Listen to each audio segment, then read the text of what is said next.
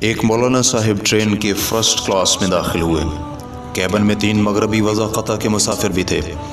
کئی اسٹیشن گزر گئے، تینوں آپس میں باتیں کرتے رہے مگر مولانا صاحب کی طرف رخ نہ کیا۔ آخر مولانا صاحب نے اگلے اسٹیشن سے انگریزی اخبار خریدا اور اسے الٹی طرف سے دیکھنے لگے۔ وہ یہ منظر دیکھ کر ہنس پڑے۔ ایک نے دوسرے سے انگریزی زبان میں کہا، اس مولوی صاحب کو دیکھیے، الٹی طرف سے اخبار پڑھ رہا ہے۔ اگر یہ انگریزی نہیں جانتا تھا تو اس کو خواہ خواہ انگریزی اخبار خریدنے کی کیا ضرورت تھی؟ انہیں یقین تھا کہ مولانا صاحب ان کی گفتگو کو نہیں سمجھ رہے۔